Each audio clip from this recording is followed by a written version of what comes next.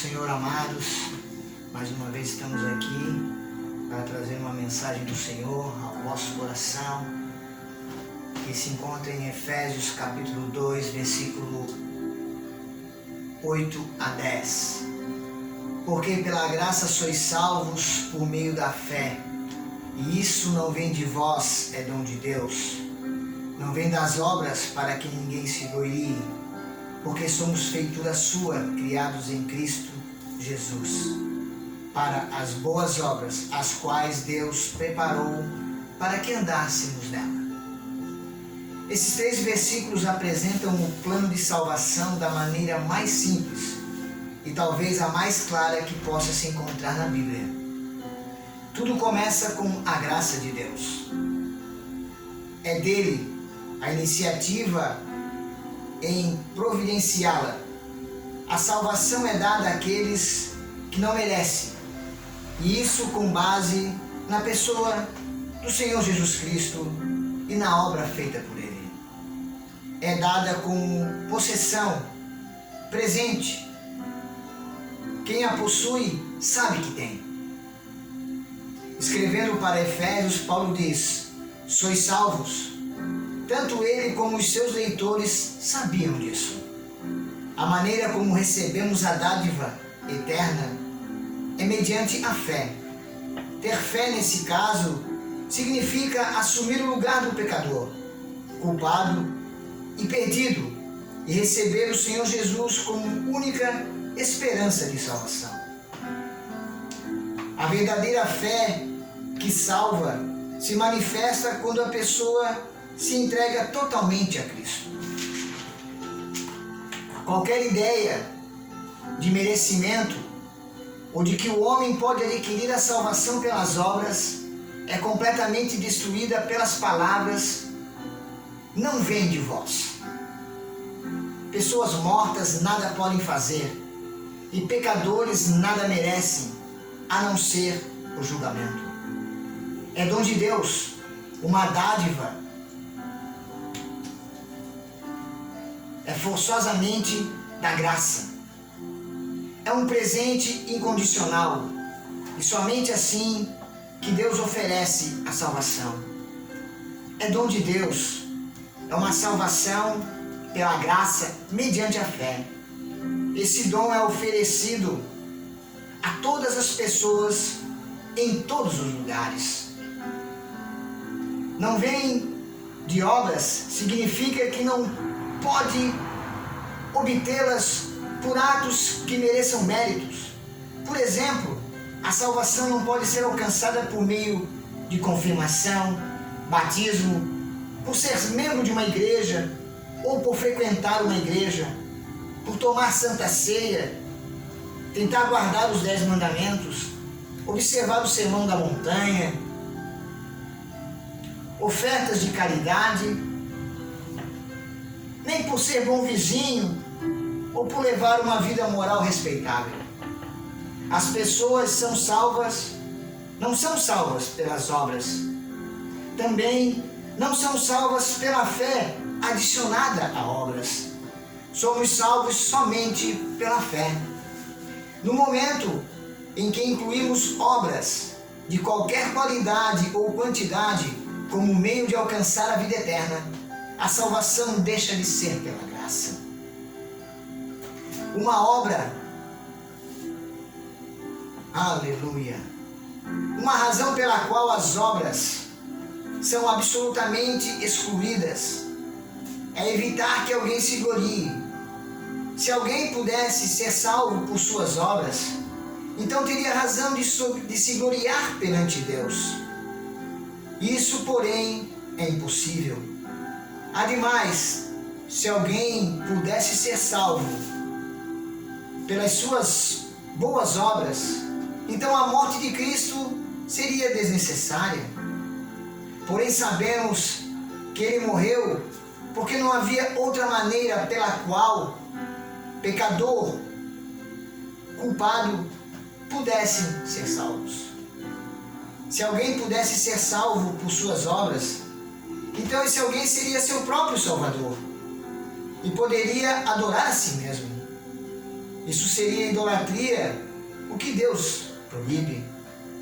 Também deve-se considerar que se alguém pudesse ser salvo pela fé em Cristo, justamente com suas próprias obras, então haveria dois salvadores: Jesus e o pecador.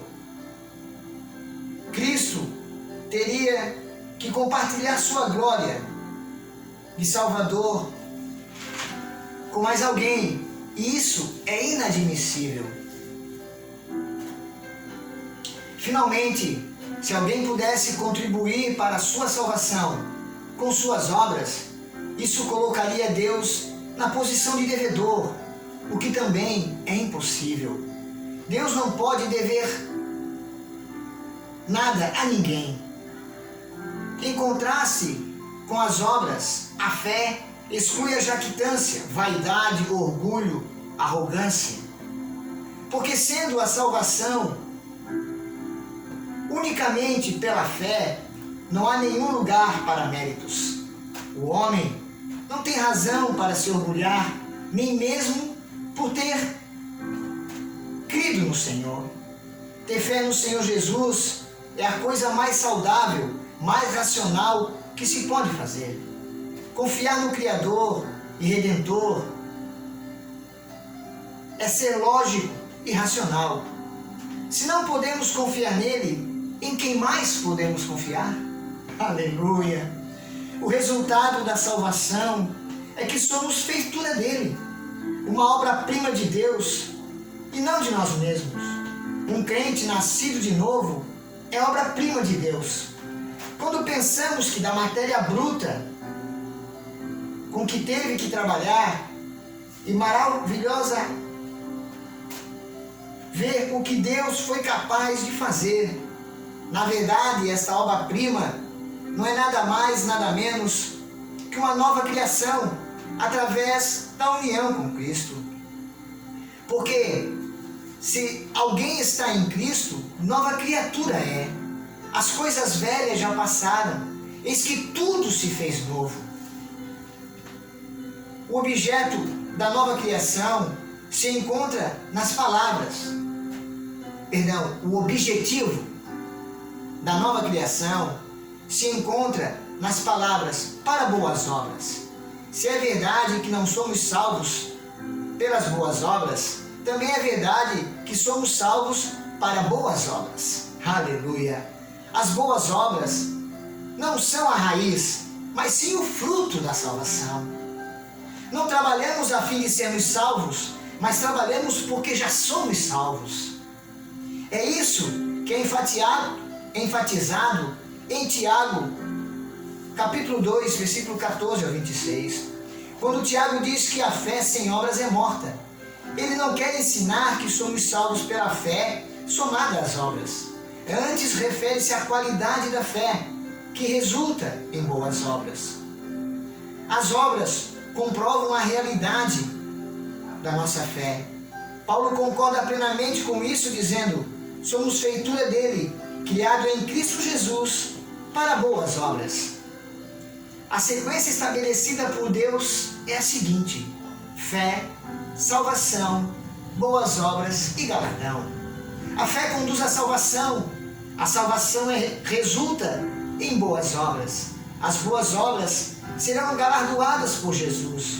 Surge, porém, a pergunta: quais são as boas obras que Deus espera de mim? E Paulo responde: são boas obras as quais Deus de antemão preparou para que andássemos nelas. Em outras palavras, Deus tem um plano para cada um. Antes da nossa conversão, Ele traçou a nossa carreira espiritual. Nossa responsabilidade consiste em descobrir a sua vontade e depois obedecê-la.